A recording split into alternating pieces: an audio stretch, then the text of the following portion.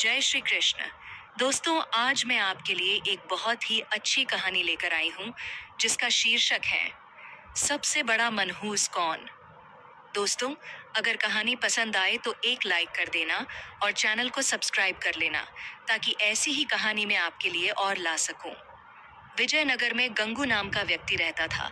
उसके बारे में कहा जाता था कि वह बड्डिदा ही मनहूस है और जो सुबह सुबह जो उसकी शक्ल देख ले उसे पूरे दिन खाना भी नसीब नहीं होता।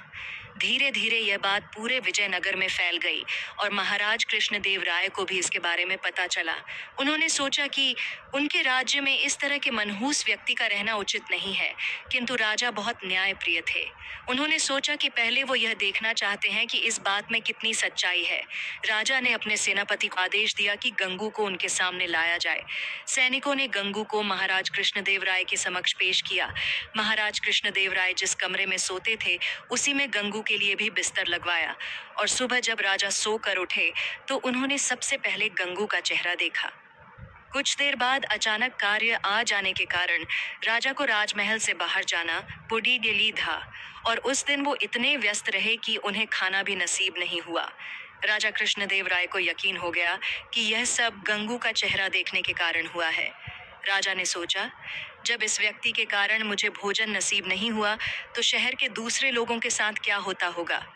गुस्से में राजा कृष्णदेव राय ने गंगू को फांसी पर टांगने का आदेश दिया। यह बात पूरे राज्य में फैल गई कि कल गंगू को फांसी दी जाएगी।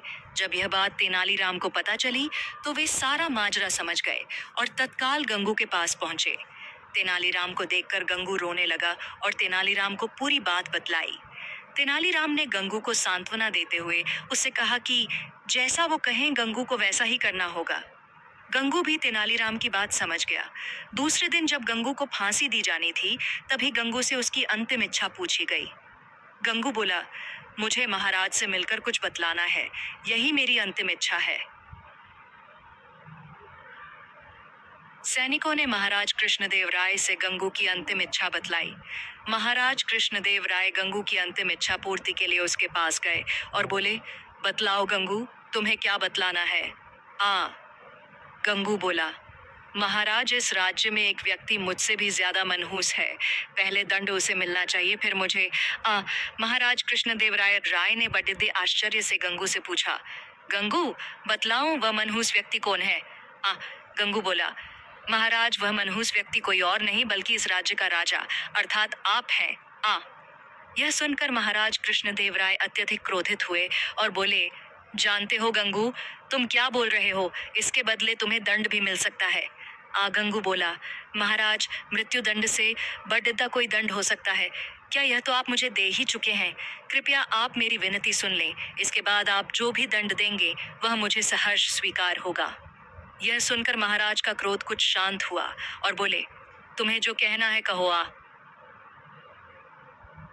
गंगू बोला, महाराज, कल सुबह जब आपने मेरा चेहरा देखा तब आपको दिन भर भोजन नहीं मिला। तब आपने मुझे मनहूस समझकर मृत्यु दंड दे दिया। ठीक उसी समय कल सुबह मैंने भी आपका चेहरा देखा था और मुझे फांसी की सजा मिल गई। मतलब आप मुझसे भी ज्यादा मनहूस हुए। महाराज कृष्णदेव राय को पूरी बात समझ आ गई और उन्हें अपने निर्णय पर पछतावा हो रहा था। उन्होंने तत्काल गंगू की फांसी की सजा माफ कर दी।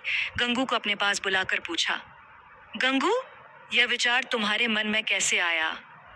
गंगू बोला, महाराज, मुझे तेनालीराम ने यह सब करने की सलाह दी थी।